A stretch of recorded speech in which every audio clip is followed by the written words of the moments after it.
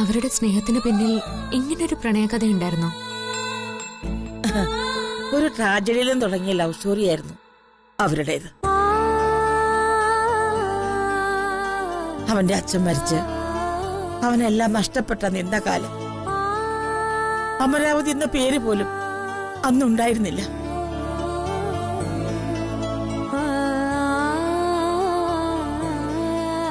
ചുറ്റിനും അച്ഛൻ വരുത്തി വെച്ച കടങ്ങളും കേസുകളും മലവെള്ളം പോലെ അവനെ കടപുഴുകി എറിഞ്ഞപ്പോ സ്നേഹത്തിന്റെ മതില് തീർത്തത്, അവനെ രക്ഷിച്ചത് അവളായിരുന്നു, സുപ്രിയ. കോളേജില് അവന്റെ ജൂനിയർ ആയിരുന്നു. ആദ്യം അവളുടെ അച്ഛന്റെ സുഹൃത്തായ ഒരു വാസുദേവന്റെ ഹോട്ടലില് അവന് ജോലി വാങ്ങിക്കൊടുത്തു. കുറച്ചു കഴിഞ്ഞപ്പോ സ്വന്തമായി ഒരു റെസ്റ്റോറന്റ് തുടങ്ങാൻ അവൾ അവനെ ഹെൽപ്പ് ചെയ്തു. അവന്റെ എല്ലാ കാര്യത്തിലും അവൾ അവന്റെ നിഴല് പോലെ ഒപ്പം നിന്നു. അവന്റെ മനസ്സിൽ ദൈവങ്ങൾക്കൊപ്പമുള്ള സ്ഥാനമായിരുന്നു സുപ്രിയയ്ക്ക്. ഒരിക്കൽ നിനക്കെന്നെ കല്യാണം കഴിച്ചുകൂടെ എന്ന് അവൾ അവനോട് ചോദിച്ചു. അന്ന് അവളോട് അവൻ ചോദിച്ചതേ, ദൈവങ്ങളെ ആരെങ്കിലും കല്യാണം കഴിക്കുമോ എന്ന. അതായിരുന്നു അവന്റെ മനസ്സിൽ സുപ്രിയക്കുള്ള സ്ഥാനം.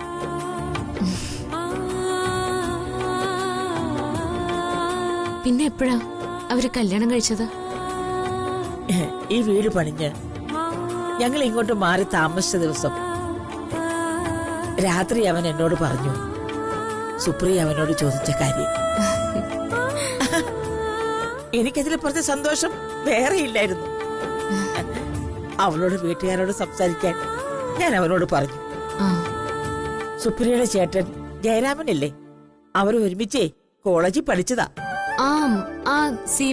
അതെ, അവനെ എന്റെ മോനെ വലിയ ഇഷ്ടമായിരുന്നു, അടുത്ത കൂട്ടുകാരുമായിരുന്നു.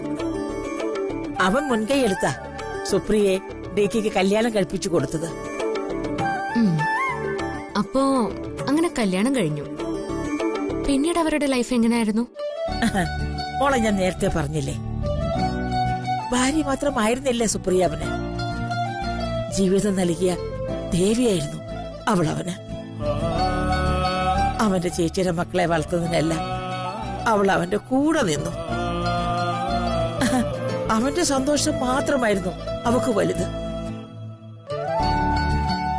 ഇത്രയൊക്കെ അവന് വേണ്ടി ചെയ്ത സുപ്രിയെ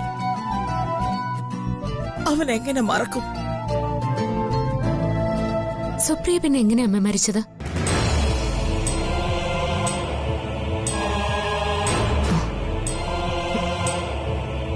എന്തമ്മ? അതൊക്കെ വലിയ കഥയാ മോളെ. അമ്മ പിന്നെ പറഞ്ഞുതരാം. അമ്മ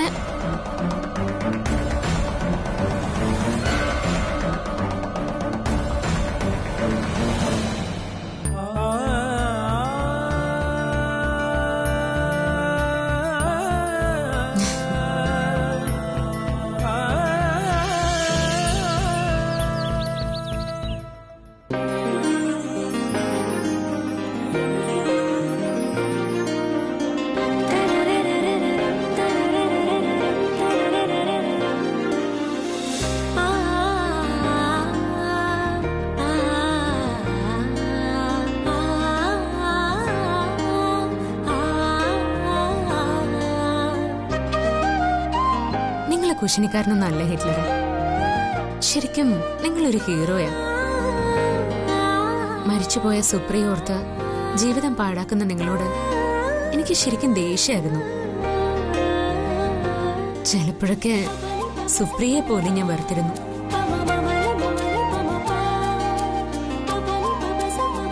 പക്ഷെ ഇപ്പോ സുപ്രിയ എന്റെ മുന്നിൽ ഒരു അത്ഭുതം പോലെ നിൽക്കുക. ഒരു പെണ്ണിന് ഒരാണിനെ എങ്ങനെ മോട്ടിവേറ്റ് ചെയ്യാൻ പറ്റുമോ? എനിക്ക് തോന്നുന്നില്ല. നിങ്ങൾ സുപ്രിയയെ ഇത്രയ്ക്ക് ഇഷ്ടപ്പെടുന്നതിന് ഒരു തെറ്റും ഇപ്പൊ എനിക്ക് പറയാനില്ല.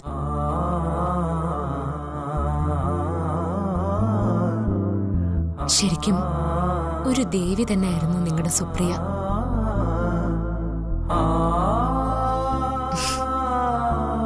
സുപ്രിയയ്ക്ക് മുന്നിൽ ഈ പാവം ബേക്കറിക്കാരി ആര്? ഒരു ചെറിയ ചാറ്റൽ മഴയിൽ പോലും അലിഞ്ഞു പോകുന്ന ഒരു പാവം മൺകട്ട. അത്രയ്ക്ക് വിലയുള്ളൂ എനിക്ക്.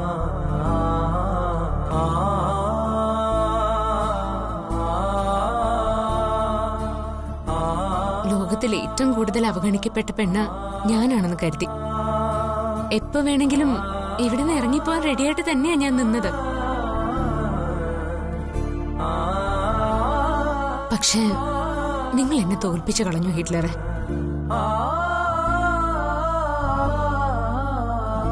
എപ്പോഴോ ഞാൻ നിങ്ങളെ അറിയാതെ സ്നേഹിച്ചു പോയി. പേരില് കൃഷ്ണനാണെങ്കിലും ജന്മം കൊണ്ട് നിങ്ങളെ രാമന്.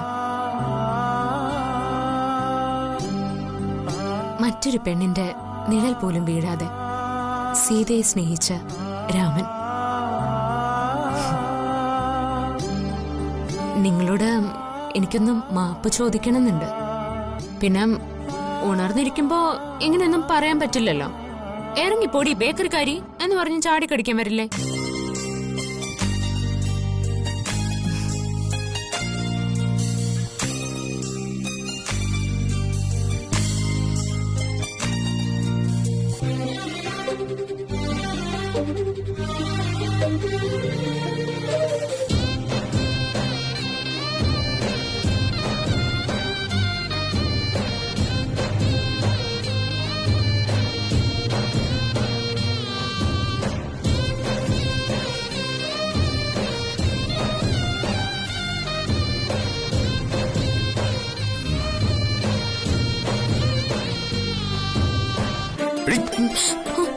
കാലെ പിടിച്ച് വലിക്കുന്നു ബേക്കറിക്കാരി. സത്യം പറയടി, നീ കാലെ പിടിച്ച് വലിച്ച് താഴെ നോക്കിയല്ലേ? എന്റെ അമ്മോ, എന്തൊരു കണ്ടുപിടുത്തം. ഞാൻ ചായ വേണോന്ന് ചോദിക്കാൻ വന്നതാ. കാലി പിടിച്ച് വലിച്ചിട്ടാണോ ചായ വേണം ചോദിക്കുന്നത്? ആ, ഞാൻ ചിലപ്പോ അങ്ങനെയൊക്കെ ചോദിച്ചെന്നിരിക്കും. ഇറങ്ങിപ്പൊടി ബേക്കറിക്കാരി. കുശിനിക്കാരാ, എടി പൊടിയെന്ന് ഇങ്ങോട്ട് വിളിക്കരുത് പറഞ്ഞാൽ എന്ത് കൂടി കേസ് കൊടുക്കോ? ആ, ഞാൻ ചിലപ്പോ കേസ് കൊടുത്തെന്നിരിക്കും. എന്നാ പിന്നെ കൊടുക്കണി. ഇറങ്ങിപ്പൊടി. എന്നെ നിങ്ങൾ തല്ലാൻ വന്നല്ലേ? കാണിച്ചരാം. ആ, എന്നോട് കളിക്കുന്നു. അതെ, ഇന്ന് നിങ്ങളുടെ ചായയുടെ മധുരം കട്ട്.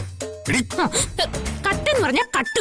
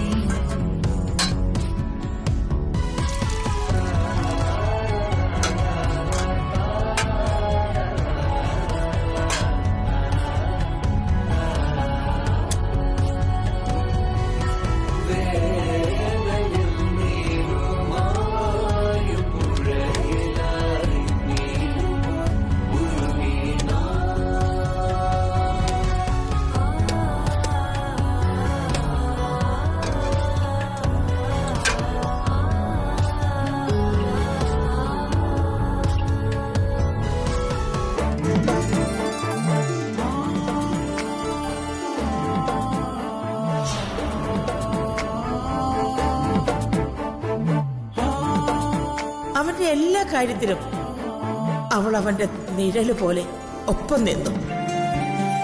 അവന്റെ മനസ്സിൽ ദൈവങ്ങൾക്കൊപ്പമുള്ള സ്ഥാനമായിരുന്നു സുപ്രിയയ്ക്ക്.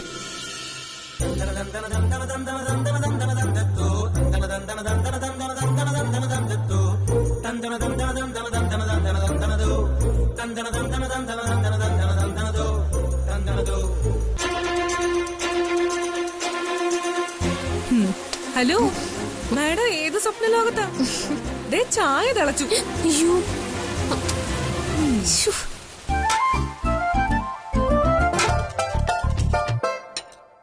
അല്ല, എന്തായിരുന്നു ഒരു സ്വപ്നം കാണല്? കണക്കുകൂട്ടലുകളെല്ലാം തകിടം മറിഞ്ഞു മോളെ. ഞാൻ DKയുടെ ലവിന്റെ ഫാൻ ആയിപ്പോയി. സുപ്രിയ ആര്, ഞാൻ ആര്? ഹേ, എന്താ നീ പിച്ചും ബേക്ക് പറയുന്നേ? ജ്യോതി, തലയുടെ പിരി വലുതും ഇളകി പോയോ? കിളി പോയി മോളെ, കിളി പോയി. DKയും സുപ്രിയയും തമ്മിലുള്ള പ്രണയത്തിന്റെ കഥ എന്നെ ആകെ ഉലച്ചു കളഞ്ഞു. എത്ര മനോഹരമായ പ്രണയം. ഹലോ ഹലോ ഹലോ, എന്തൊക്കെയാ പറയുന്നേ? അതൊന്നും പറഞ്ഞാ നിനക്ക് മനസ്സിലാവില്ല മോളെ. DKയുടെയും സുപ്രിയയുടെയും പ്രണയം പോലെ മറ്റൊന്നും ഈ ലോകത്തുണ്ടാവില്ല. സുപ്രിയ ഓർത്ത് DK ജീവിക്കുന്നതിൽ ഒരു തെറ്റും പറയാനില്ല മോളെ. ഓ ജ്യോതി, നീ എന്തൊക്കെയാ പറയുന്നേ? നീ പേടിക്കണ്ട, എനിക്ക് ഭ്രാന്തൊന്നുമില്ല. ഇല്ലല്ലോ. എന്നാ ഇനി കാര്യം പറ. എടി മോളെ, സത്യത്തിൽ എന്നെ സ്നേഹിക്കാത്ത ഹിറ്റ്ലറിനോട് എനിക്ക് ദേഷ്യം ഉണ്ടായിരുന്നു. പക്ഷേ ഇന്ന് അമ്മ എന്നോട് അവരുടെ പ്രണയത്തെക്കുറിച്ച് പറഞ്ഞു. ഒരാൾ മറ്റൊരാളുടെ ആത്മാവിനെ രുചിച്ചറിയുക എന്നൊക്കെ പറയില്ലേ,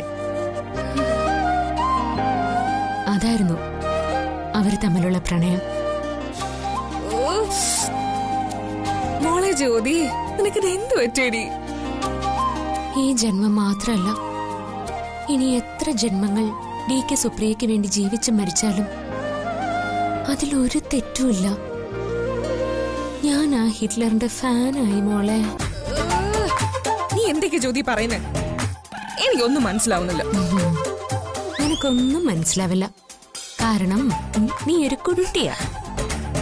ഞാൻ ഈ ചായ എന്റെ ഹിറ്റ്ലറിന് കൊണ്ട് കൊടുത്തിട്ട് വരട്ടെ.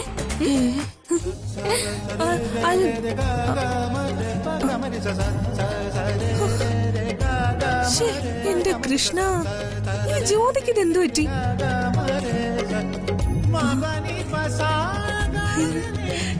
ജ്യോതി DK പ്രേമിച്ചു തുടങ്ങിയോ?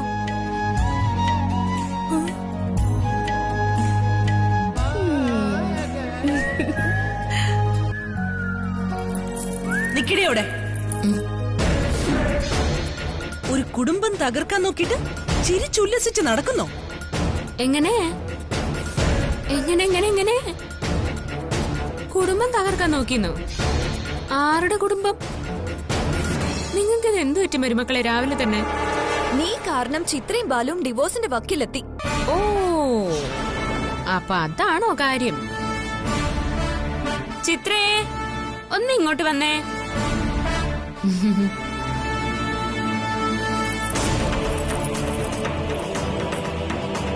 എന്താ ജ്യോതി?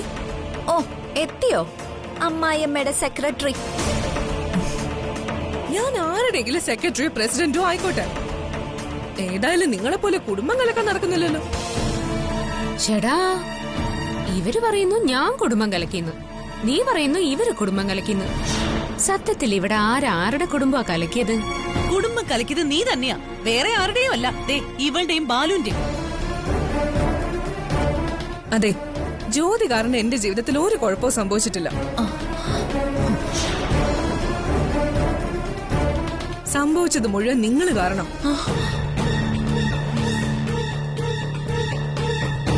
ബാലുവിനോട് ആവശ്യമില്ലാത്ത എല്ലാം പറഞ്ഞു കൊടുത്ത് ഞങ്ങളുടെ ഇടയിൽ പ്രശ്നങ്ങൾ മുഴുവൻ ഉണ്ടാക്കുന്നത് നിങ്ങളാ. ജ്യോതിയുടെ പക്ഷം പിടിച്ച് നീ ഈ വീട്ടിൽ പ്രശ്നങ്ങൾ ഉണ്ടാക്കാൻ നോക്കുന്ന എന്തിനാ? ഞാൻ ആരുടെ ഒരു പക്ഷവും പിടിച്ചിട്ടില്ല. കുറച്ചു കാലം ഞാൻ നിങ്ങളുടെ പക്ഷത്തായിരുന്നല്ലോ. അന്നേരം ഒരു കുറ്റവും പറയാനില്ലായിരുന്നല്ലോ.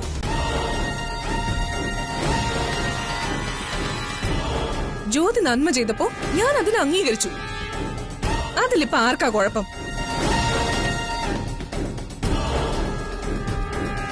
നിങ്ങൾ നല്ലത് ചെയ്താൽ നിങ്ങളെയും അംഗീകരിക്കും. അല്ലാതെ പഴയതുപോലെ കണ്ണുടച്ച് നിങ്ങളെ ഞാൻ ഇനി വിശ്വസിക്കില്ല. അതെ അതെ അതെ അതെ മരുമക്കളെ, എന്റെ ചേട്ടന് ചായ കൊടുക്കാൻ നേരായി. ഞാൻ അങ്ങോട്ട് പോട്ടെ.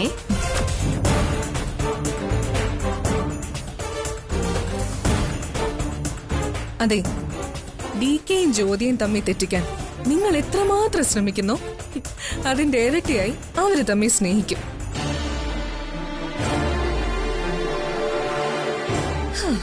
എന്തായാലും ഇന്നത്തോടെ എനിക്കൊരു കാര്യം മനസ്സിലായി. ജ്യോതിയും ഡി കെയും തമ്മിലുള്ള സ്നേഹത്തിന് തുടക്കം കുറിച്ചു കഴിഞ്ഞു.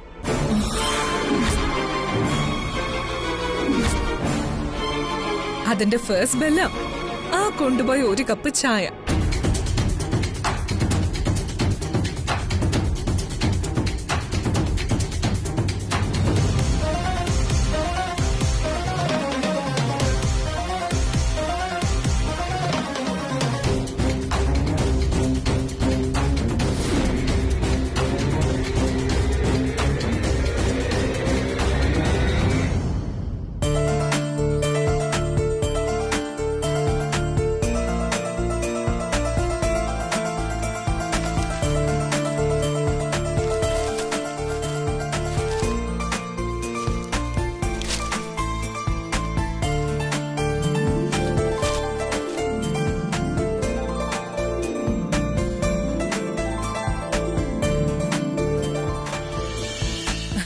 Good morning Maison.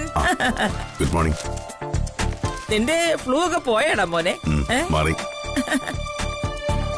ഇന്നലെ നീ പനിച്ചു വിറക്കുകയാണെന്നേ ജ്യോതി പറഞ്ഞു. ഡോക്ടർ ഒന്ന് ഇഞ്ചക്ഷൻ എടുത്തു കഴിഞ്ഞപ്പോ ഞാനൊന്ന് ഉറങ്ങി. രാവിലെ എണീറ്റപ്പോ എല്ലാ പനിയും പോയി. ഡോക്ടർ തന്ന മരുന്നും കൊണ്ടല്ല, നിന്റെ വൈഫ് തന്ന മരുന്നും കൊണ്ടാ നിന്റെ പനി പോയത്. വൈഫ് മരുന്ന് തന്നോ? എന്ത് മരുന്ന്? എനിക്കത് പറയാൻ വയ്യ. ഇതൊക്കെ ഒരു മദറിന് സണ്ണിനോട് പറയാൻ പറ്റുന്ന കാര്യമല്ല മോനെ. അമ്മ എന്തൊക്കെയാ പറയുന്നത്? ജ്യോതി പരിചരിച്ചുകൊണ്ടാ നിന്റെ പനി മാറിയത്. അല്ലെങ്കിലും മരുമകളെ പുകഴ്ത്തി പറയാൻ കിട്ടുന്ന ഒരവസരം അമ്മ പാഴാക്കാറില്ല. നോ മൈസൻ, ഞാൻ പുകഴ്ത്തി പറഞ്ഞൊന്നും അല്ല, ഇത് സത്യം തന്നെയാ. എന്ത് സത്യം? ചുമ്മാ അവളെന്തോ കള്ളത്തിന് അമ്മയെ പറഞ്ഞ് വിശ്വസിപ്പിച്ചതാ. നോ കള്ളത്തരം, ഇറ്റ് ഈസ് ട്രൂത്ത്. അവൾ എന്ത് ചെയ്തെന്ന് അമ്മയെ പറയുന്നത്? എടാ, ഡോക്ടർ പോയി കഴിഞ്ഞ് പനി പിടിച്ച് പിച്ചും പേയും പറയായിരുന്നു നീയ. അതറിയോ നിനക്ക്? എടാ മോനെ, ഒരു ബോധവുമില്ലാതെ പിച്ചും പേയും പറയുന്ന നിന്നെ കെട്ടിപ്പിടിച്ച ഇന്നലെ രാത്രിയിലെ ജ്യോതി കിടന്നുറങ്ങിയത്. ഒരമ്മ ഒരു കുഞ്ഞിനെ കെട്ടിപ്പിടിച്ച് കിടന്നുറങ്ങുന്നത് പോലെ അവൾ ഇന്നലെ നിന്നെ കെട്ടിപ്പിടിച്ച് കിടന്നുറങ്ങിയത്. അതുകൊണ്ടാ നിന്റെ പനി മാറിയത്. You understand? വൃത്തികേട്ടവൾ. ആ ബേക്കറിക്കാരിങ്ങ് വരട്ടെ. ഹസ്ബൻഡിന്റെ ദേഹത്ത് തൊടാൻ വൈഫിനല്ലാതെ വേറെ ആർക്കാണ് അവകാശം? അല്ലെങ്കിലേ നീ നിന്റെ വൈഫിനോട് എന്നെ ചോദിക്കും, പലടി മോളെ, നീ ഇന്നലെ രാത്രിയിലെ ഇവനെ കെട്ടിപ്പിടിച്ചില്ലേ കിടന്നുറങ്ങിയത്?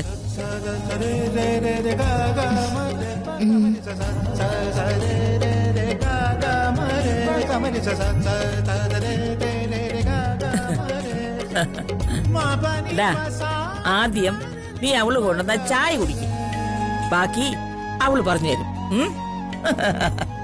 ബെഡി, കാര്യങ്ങള് നീ തന്നെ ഡീറ്റെയിൽ ആയിട്ട് പറഞ്ഞു കൊടുക്ക. കുറച്ച് കൂട്ടി പറഞ്ഞു.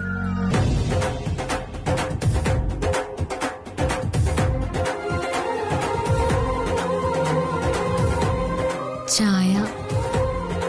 സത്യം പറയടി, നീ ഇന്നലെ എന്നെ കെട്ടിപ്പിടിച്ചാണ് കിടന്നുറങ്ങിയത്?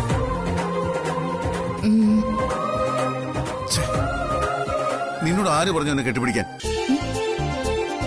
എന്താ ചേട്ടാ ഇങ്ങനെയൊക്കെ സംസാരിക്കുന്നത്? സ്വന്തം ഭർത്താവിനെ കെട്ടിപ്പിടിക്കാൻ ഭാര്യയ്ക്ക് അവകാശമില്ലേ? ഭാര്യ? നീ തൊട്ട ഞാൻ ഇനി സ്പിരിറ്റ് ഒഴിച്ച വെള്ളത്തിൽ കുളിക്കണം. എന്നാ പിന്നെ കുറച്ച് സ്പിരിറ്റ് എടുത്തോണ്ട് ബാ, ഞാൻ തന്നെ അത് വെള്ളത്തിലൊഴിച്ച് കുളിപ്പിച്ചേരാം. എന്നാ വേണമെങ്കിൽ ചായ എടുത്ത് കുടിക്കും. നിന്റെ ചായ എനിക്ക് വേണ്ട. ആ, അങ്ങനെയൊന്നും പറഞ്ഞാ പറ്റില്ല. നിങ്ങൾക്ക് വേണ്ടിട്ടാ ഞാൻ ഈ ചായ കൊണ്ടുവന്നേ. വേണ്ടെന്ന് പറഞ്ഞില്ലേ? നിങ്ങൾ ഈ ചായ കുടിച്ചില്ലെങ്കിലുണ്ടല്ലോ, ഞാൻ ഇപ്പൊ തറയിലിട്ട് പൊട്ടിക്കും. പൊട്ടിക്കും, പൊട്ടിക്കും. തായിങ്ങോട്ട്. ഇന്നലെ നീ എന്തൊക്കെ വൃത്തികേടാണ് എന്നോട് കാണിച്ചത്? ഞാൻ ഒരു വൃത്തിയേടും കാണിച്ചില്ല. പക്ഷേ ചില നല്ല കാര്യങ്ങളൊക്കെ ചെയ്തായിരുന്നു. പറയട്ടെ.